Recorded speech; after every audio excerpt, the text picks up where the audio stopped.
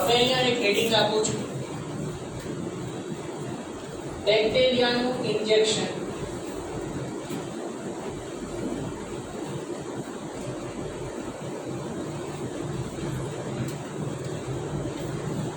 અને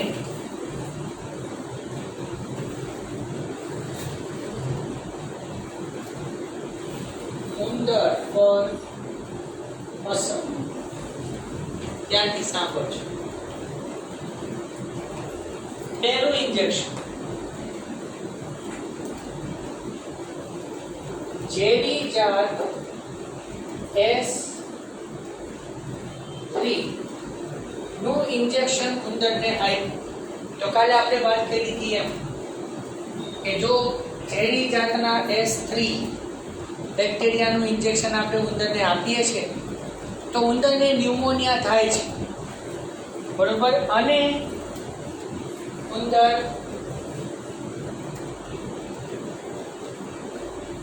મૃત્યુ પામે. બીજું,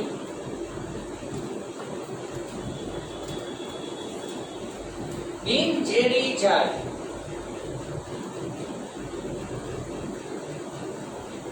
R2 નું ઇન્જેક્શન આપણે ઉંદરને આપીએ તો ઉંદરના શરીરની અંદર કોઈ એવી ઝેરી અસર ઉત્પન્ન કરતું નથી, ઉંદરને કોઈ પ્રકારની અસર થતી નથી, તો ઉંદર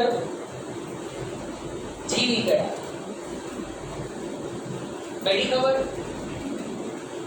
બિનઝેરી જાત, હા એ બેક્ટેરિયા છે પણ એ ઉંદરને કોઈ પણ પ્રકારની અસર દર્શાવશે નહીં, એટલે ઉંદર બચી ગયા અથવા ઉંદર જીવી ગયા. હવે ત્રીજું ઇન્જેક્શન સૌથી અગત્યનું, ગરમીથી મારી નાખેલા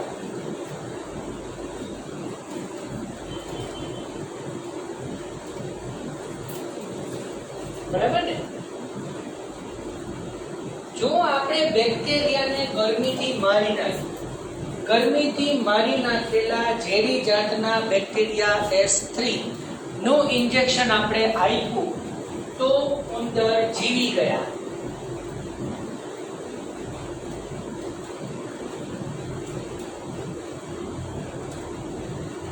તમે જે લખો એ ચાલે, અહીંયા જે લખશો એ ચાલશે. બચી ગયા કે જીવી ગયા કે કાંઈ જ ન થયું. અત્યારે આપણે કોરોના વેક્સિનમાં આ જ વસ્તુ છે ને. અત્યારે જે કોવિશિલ્ડ કે કોવેક્સિન જે તમે કહો છો એની અંદર એ જ કન્સેપ્ટ વાપરો છે. ગરમીથી મારી નાખેલા કે નિષ્ક્રિય કરી નાખેલા કે નબળા કરી નાખેલા જે તે રોગ માટેના જ વાયરસ શરીરમાં દાખલ થયો.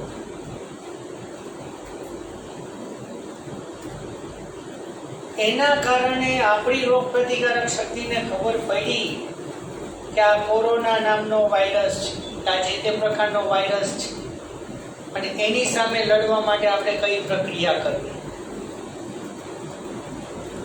તો આ ત્રણે ત્રણ ઇન્જેક્શન તો ઈઝી છે.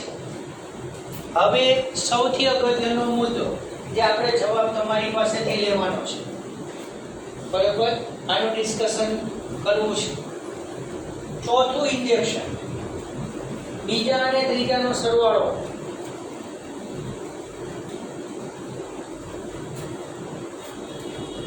ગરમીથી મારી નાખેલા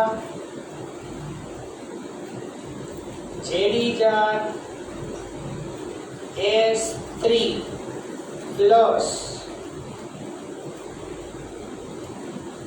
બિનઝેરી જાત R2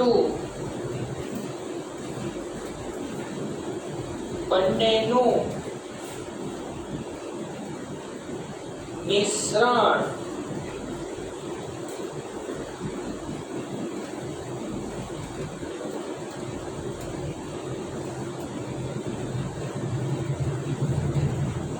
કેવો વિચારવા જેવો પોઈન્ટ. અલગ અલગ ઇન્જેક્શન આપણે આપીશું, હે ને? બિનઝેરી જાતનું અલગ બચી ગયા. ગરમીથી મારી નાખેલા ઝેરી જાત S3 બચી ગયા કે જીવી ગયા.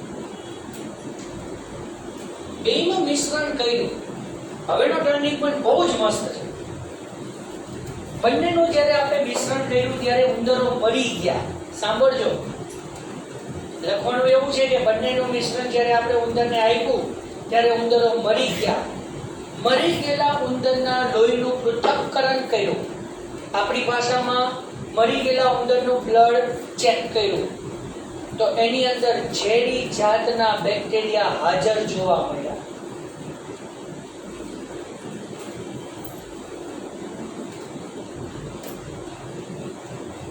કન્ફ્યુઝ? Very good. ફરીથી બિનઝેરી જાતનું ઇન્જેક્શન આપ્યું તો ઉંદર જીવી ગયા, કાંઈ નહોતું. ગરમીથી મારી નાખેલા ઝેરી જાત S3 નું ઇન્જેક્શન આપ્યું તોય જીવી ગયું. બેયનું મિશ્રણ ઉંદરને આપ્યું તો ઉંદર મરી ગયા. ખબર નથી શું થયું. મરી ગયેલા ઉંદરનું રુધિર પૃથ્થકરણ, પ્યોર ગુજરાતી શબ્દ, આપણી ભાષામાં બ્લડ ટેસ્ટ. હા, બ્લડ ટેસ્ટ, યુરિન ટેસ્ટ. રુધિરની કસોટી કરી, રુધિરનું પૃથ્થકરણ કર્યું તો ખબર પડી કે મરી ગયેલા ઉંદરના રુધિરની અંદર ઝેરી જાતના બેક્ટેરિયા હાજર હતા. કઈ રીતે?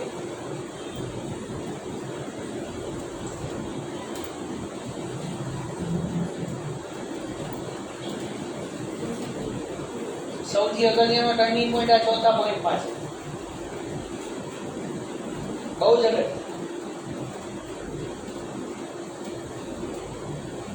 શું લાગે છે? યસ, કોઈ આઈડિયા?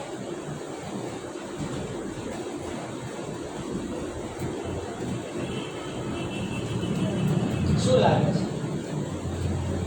મરી ગયેલા ઉંદરના રુધિરનું પૃથ્થકરણ કર્યું.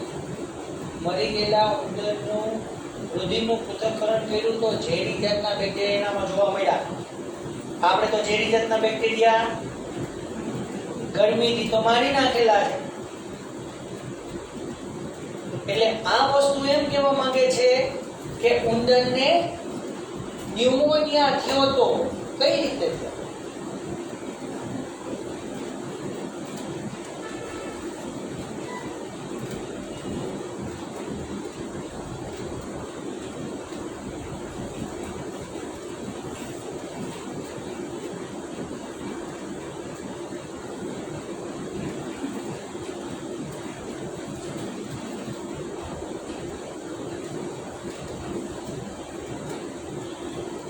કોઈને કઈ આઈડિયા આવતો હોય? આપણે બેક્ટેરિયાને તો ગરમીથી જ મારી નાખ્યા છે, એટલે ઈ તો જીવંત થશે જ નહીં થાય.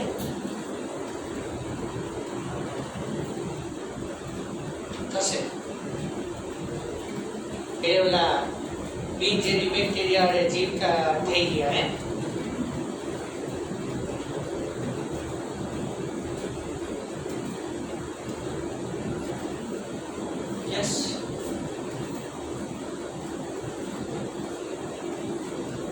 શું લાગે છે?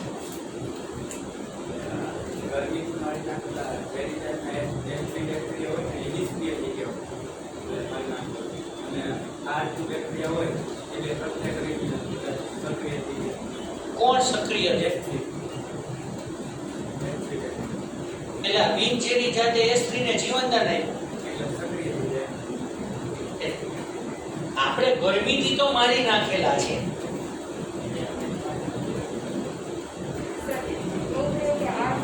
બેસો બેસો, વાંધો નહીં, ડિસ્કસ કરીએ. બહુ મસ્ત ટોપિક છે અને આ વસ્તુ આપણે ટેક્સ્ટ બુક નો બેઠું વાક્ય નથી સ્વીકારવું એટલા માટે તમારી સામે વાત મૂકી છો. નહીં તો ટેક્સ્ટ બુક નું બેઠું વાક્ય હું બોલી નાખું તમે કઈ નથી કહી શકો. યસ,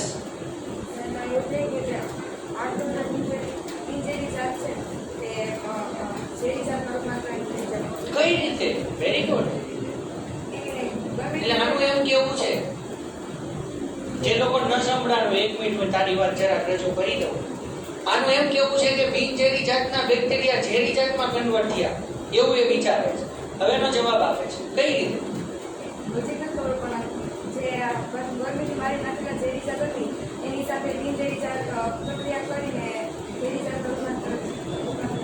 એટલે બિનઝેરી ઝેરી થયા કે ઝેરી જીવતા થયા?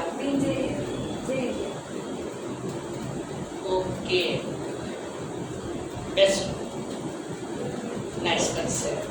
કઈ વાંધો નહીં, સાચી વાત કહું છું, સાચું છે, તારી વાત એકદમ સાચી છે. પણ એવું કઈ રીતે છે?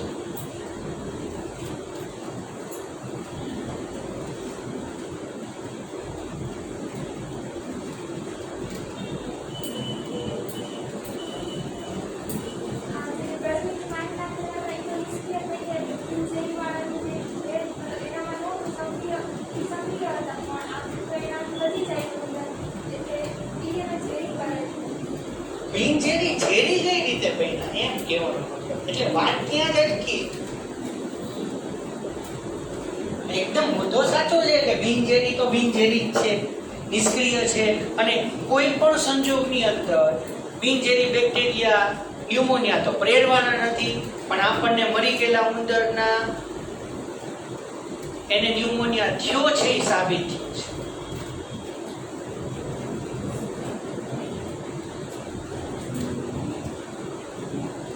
યસ, બેસીને એને વાંધો નહીં, બેસીને બોલો.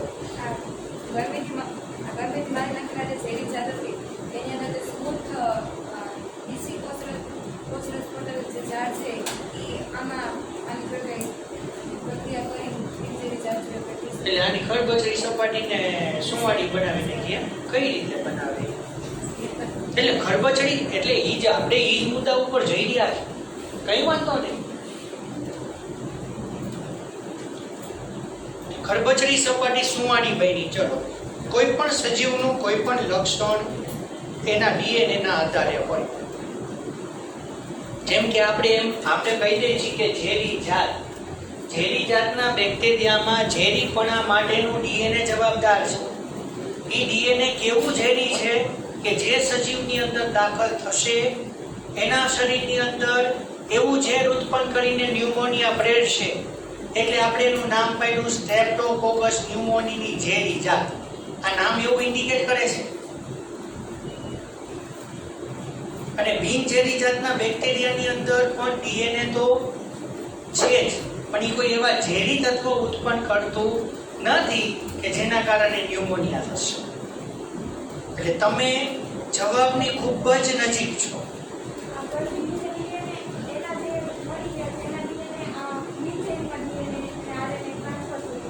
Yes.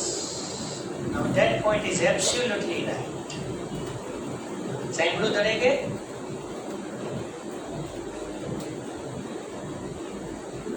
સજીવ મૂળભૂત જવાબ ઈ છે. સજીવ જીવંત હોય કે મૃત, એનું ડીએનએ હંમેશા જીવંત જ હોય. આના જ કન્સેપ્ટનો ઉપયોગ કરીને આપણે અત્યારે ડાયનોસોરનું આપણને કંકાલ તંત્ર મળે. સાંભળજો ધ્યાનથી. આપણને કોઈ કે મોટો ખડક ખોદતા આપણને ડાયનોસોરનું કંકાલ તંત્ર એમાંથી મળીએ, અને આપણે એવું અનુમાન કર્યું કે અહીંયા કોઈ ડાયનોસોર કોઈ કુદરતી ઘટનાના કારણે દટાઈ ગયું હશે, મરી ગયું હશે. આ તમે જે દફનાવાની વિધિ છે, એ જેટલી દફન ક્રિયા થઈ ગઈ, એ લોકો એ બધા જ વ્યક્તિઓના કંકાલ તંત્ર આપણને નીચે મળે, પણ એના વર્ષ એ નક્કી હોય. એવું નથી કે મળે જ. શરીરની બધી જ પેશીઓ જે રહી એ ધીમે ધીમે જમીનના અંદરના કીટકો જે છે એને વાપરી નાખે છે. ખનિજ પોષણ ભણ્યા તમે 12મું ચેપ્ટર ભણ્યા તમે ખનિજ પોષણ. કેલ્શિયમ એક જ એવું દ્રવ્ય છે સજીવની અંદર કે લાંબા સમય સુધી વિઘટન થયા વગર ટકે છે. આનો આડકતરી રીતે જવાબ મેં તમને આપ્યો. તમે કોઈ પણ જગ્યાએ ઓબ્ઝર્વ કરજો, કોઈ પણ જગ્યાએ કોઈ પણ પ્રાણીનું ડેથ થઈ ગયું હોય, પ્રાણી આ સડતું હોય, ઘણા બધા કીટકો હોય, ઘણા બધા માંસાહારી પ્રાણીઓ હોય, કાગડા, ગીધ ને વોટેવર, છેલ્લે એનું કંકાળ તંત્ર જ વધશે.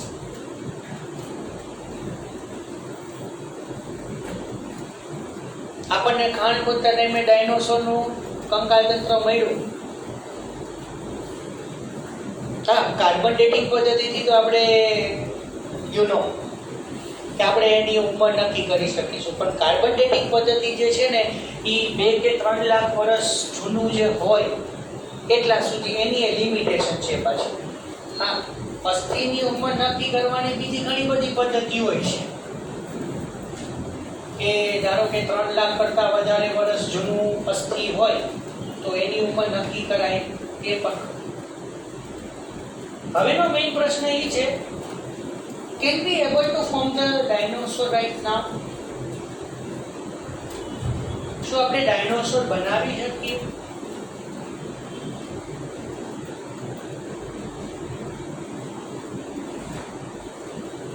બનાવાય કે નહીં એમ નથી પૂછતો, બનાવી શકીએ એમ પૂછું છું.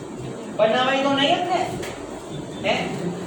પહેલો જ આપણો ટાર્ગેટ થાય, વિચાર આપણને ઈ જ આવે, અને આપણો ટાર્ગેટ પછીની વાત છે.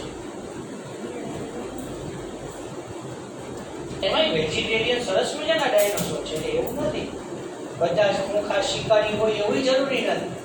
સરસ મજાના વેજીટેરિયન ડાયનોસોર છે. સર 1 મિનિટ, એ નુકસાન કરે, બધા પાંદડા અને ઝાડ ને એવું થઈ જશે તો આપણે ખાશું શું?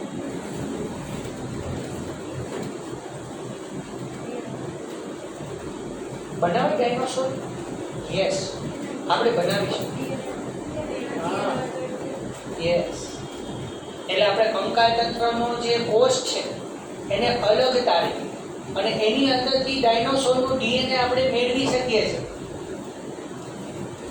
તમે જાણ મળી ડીએનએ નું અવલોકન કર્યા પછી એના ઉપરથી પ્રોટીન બનાવી, એ જે આપણા ચેપ્ટરમાં ભણવાનું છે, એના ઉપરથી પ્રોટીન બનાવી આપણે એ પ્રાણીના કયા ગુણધર્મ હશે તે પણ આપણે નક્કી કરી શકીએ.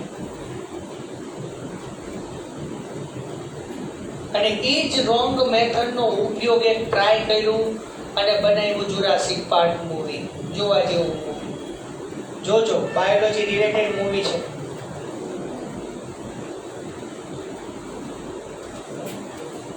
જુરાસિક પાર્ક મૂવીની અંદર પહેલા પાર્ટની અંદર એ જ રીતે ઈંડા કૃત્રિમ રીતે આખી લેબોરેટરીમાં બનાવે છે. આપણે ડાયનોસોરને બીજા પ્રાણીઓને નુકસાન થવા માટે એક આખું 10,000 વોલ્ટનું પેરીમીટર બનાવી નાખ્યું. ખૂબ ઊંચી તીવ્રતાનો વિદ્યુત પ્રવાહ, 10,000 વોલ્ટ. પ્રાણી અડે કે તરત ઘાત થઈ જાય. જોવા જેવું છે મૂવી. 5 મિનિટ માટે લાઈટ જતી રહે છે, ખાલી 5 મિનિટ માટે લાઈટ જતી રહે છે અને આખું જે સિક્યોરિટી સિસ્ટમ આખી રીએક્ટિવેટ કરે છે ત્યાં સુધીમાં તો અંદરના બધા ડાયનોસોર બહાર નીકળી જાય છે. અને આપણને ખબર છે ફિઝિક્સમાં કે ક્યાંક વાયર કપાઈ ગયેલો હોય એટલે વિદ્યુત પ્રવાહ પસાર થાય નહીં.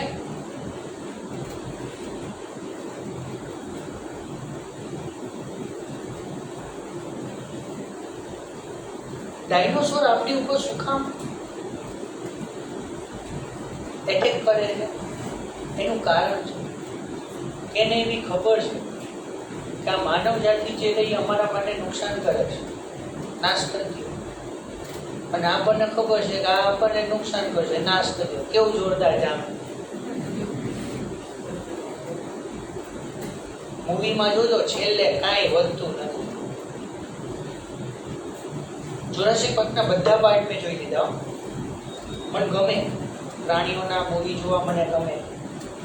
જુરાસિક પાર્ક 1 જુઓ, પાર્ટ 2 જુઓ. પાર્ટ 2 ની અંદર એક ડાયનોસોરના બચ્ચાને લઈને જાય છે મોટું એની માતા, બેબી ડાયનોસોરની માતા એને બચાવવા માટે કેટલું નુકસાન કરે છે એ જોવા જેવું છે. અને હમણાં Jurassic park the lost world નવું રિસેન્ટલી હમણાં આવ્યું. ડાયનોસોરનો બિઝનેસ કરે છે, અલગ અલગ ડાયનોસોરને પકડીને. અમુક એવા વિસ્તારો છે વર્લ્ડની અંદર કે જ્યાં અત્યારે ડાયનોસોર અવેલેબલ છે, પણ ત્યાં લાવા ફાટી નીકળે છે. તો એ લાવા ફાટી નીકળે એની પહેલા એ લોકો ઘણા બધા ડાયનોસોરને પકડે છે. અને the Jurassic park the lost world એમાં એક બ્લુ નામનું એક ડાયનોસોર છે. બ્લુ નામનું એક ડાયનોસોર છે, એના બોડી ઉપર બ્લુ પટ્ટી છે, એના ઉપર એનું નામ બ્લુ પાડ્યું છે. અને એ વ્યક્તિ જ્યારે બ્લુ ડાયનોસોર નાનું હોય છે ત્યારે એની સાથે વાતચીત કરે છે. એ એને નુકસાન નથી કરતું. કે પ્રાણી તમને જે ઓળખતું હોય, તમારી સાથે જે ટચ થયેલું હોય, તમારી લાગણીઓને, તમારા પ્રેમને જે સમજતું હોય, પ્રાણી આપણને નુકસાન ન કરે. તો ડાયનોસોર એને નુકસાન નથી કરતું, પણ બીજા બધાને નુકસાન કરે. એ લોકો જ્યારે જે તે વિસ્તારની અંદર લાવા ફાટી નીકળે છે તો જંગલમાંથી અલગ અલગ ડાયનોસોરને લઈને આવે અને વેચે છે. પછી બધું ડિસ્ટ્રોય થઈ જાય છે. ઇવન સ્ટેમ સેલ, જર્મ પ્લાઝમ, આવા બહુ સરસ શબ્દ છે બાયોલોજી રિલેટેડ. કે ધારો કે આપણે કોઈ એક ડાયનોસોર બનાવ્યું અને એ ડાયનોસોર બનાવવા માટે આપણે સક્સેસ ગયા અને એનું જનન રસ, જર્મ પ્લાઝમ આપણે સાચવી રાખીએ તો એની અંદરથી જેટલા આપણે જોઈએ એટલા ડાયનોસોર નવેસરથી બનાવી શકીએ.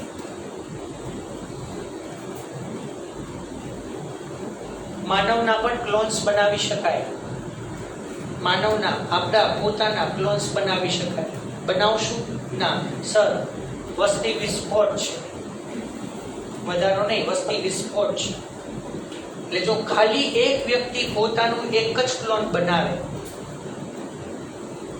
વધારે નહીં, ખાલી એક વ્યક્તિ પોતાનું એક જ ક્લોન બનાવે, પૃથ્વી ઉપર માનવની વસ્તી ડબલ થઈ જાય.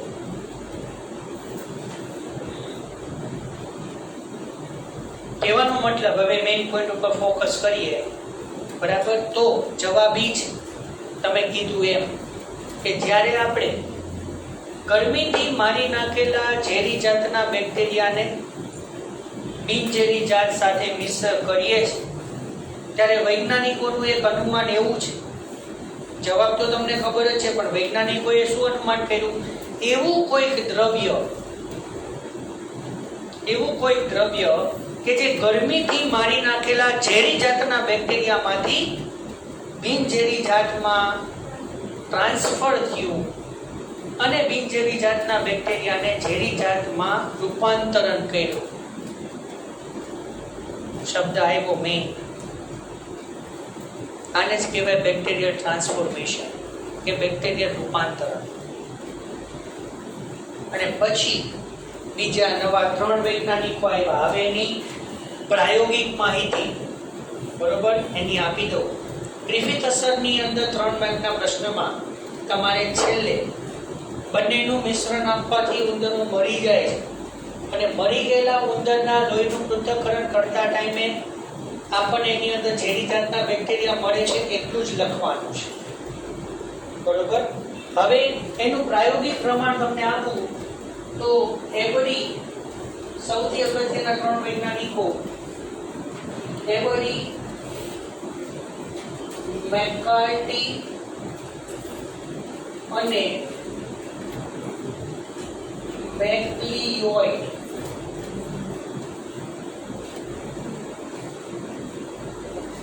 ત્રણ વૈજ્ઞાનિકો આવશે.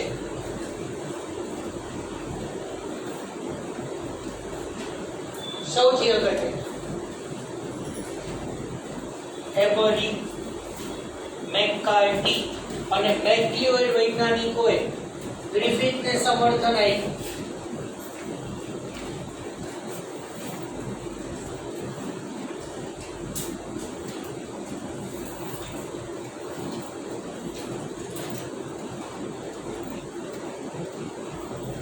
આ વૈજ્ઞાનિકોએ શું કહ્યું?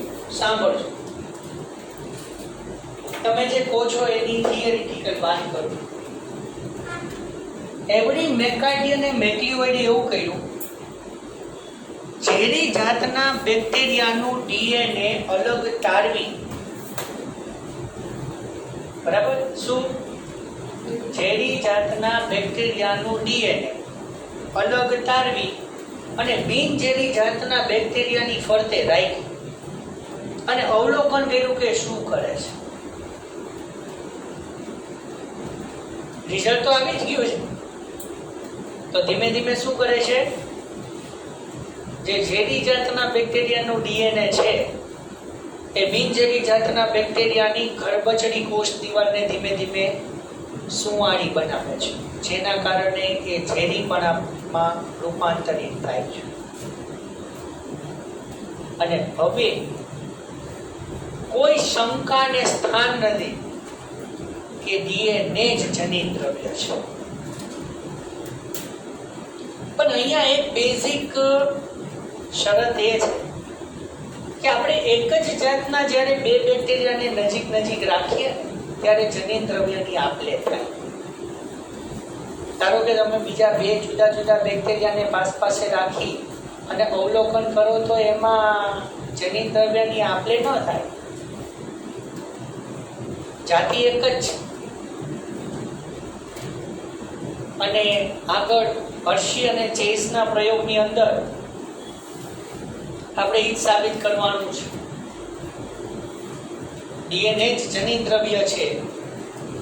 હવે આપણે હર્શી અને ચેઝના પ્રયોગમાં એ જ સાબિત કરવાનું છે કે તમે કોષની ફરતે ડીએનએ અને પ્રોટીનને બંનેને રાખો તો માત્ર ડીએનએ છે એ જ કોષમાં દાખલ થાય, પ્રોટીન નહીં.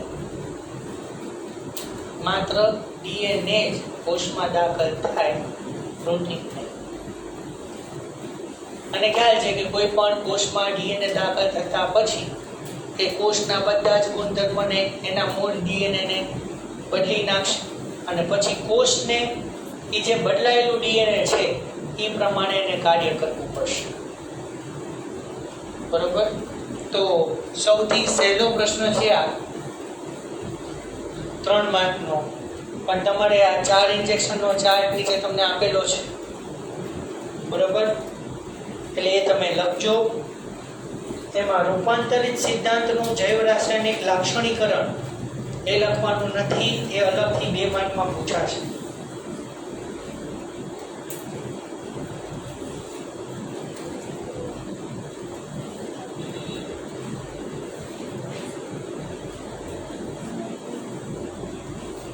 ચલો હવે છેલ્લા 2 શબ્દની વાત કરીએ પછી તમે લખી લો.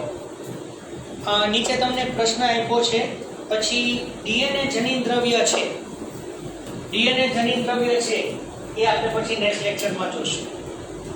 હવે તમે મને આ 2 શબ્દ સમજાવો. DNAS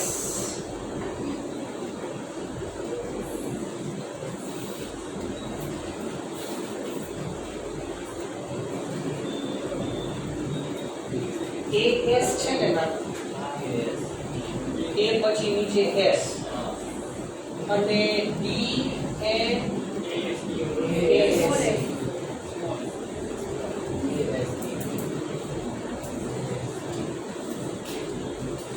ખ્યાલ છે મને મિનિંગ? ઇંગ્લિશમાં લખું તમને થોડો ખ્યાલ આવશે. બીજો ઉત્સેચક છે એસ વાળું, એટલે કે પાછળ એસ જ લાગે. ગુડ. એટલે આ જે છે એ ડીએનએ એસ એટલે ડીઓક્સી રિબો ન્યુક્લિએઝ છે. બરાબર?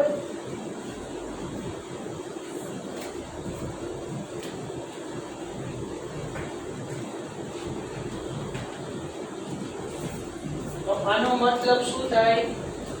ડીએનએ નું પાચન કરતો ઉત્સેચક. ઓકે, ચલો તો આ ક્લિયર. તો હવે આને શું થયું? ડીએનએસ.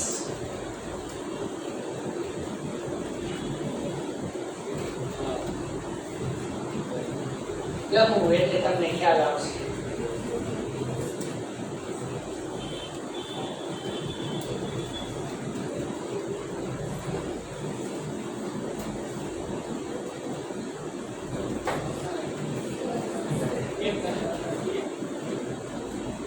ઘણા બધા ડીએનએ ના અણુઓનો સમૂહ ડીએનએ એસ ડીએનએ ડીએનએએસ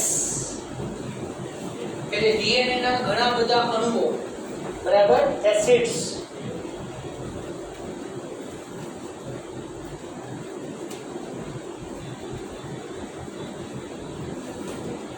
અને આ થઈ ગયું ડીએનએસ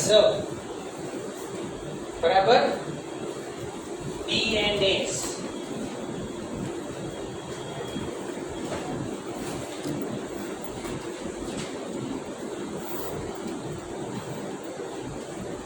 એટલે હંમેશા કોઈ પણ ઉત્સેચકની પાછળ એસ શબ્દ વપરાય તો ખ્યાલ આવે છે. બેક્ટેરિયલ રૂપાંતરણ, ગ્રિફિથ અસર, આવશ્યક આપણે જે આ તારણ ટેક્સ્ટ બુકનું ડાયરેક્ટ નોંધું જ લેવું એટલે તમને પ્રશ્ન પૂછ્યા કે તમે કેટલા સ્ટેપ સુધી વિચારી શકો છો. ક્લિયર? તો અહીંયા સ્ટોપ કરીએ, બાકીની વાત નેક્સ્ટ લેક્ચરમાં કરશું.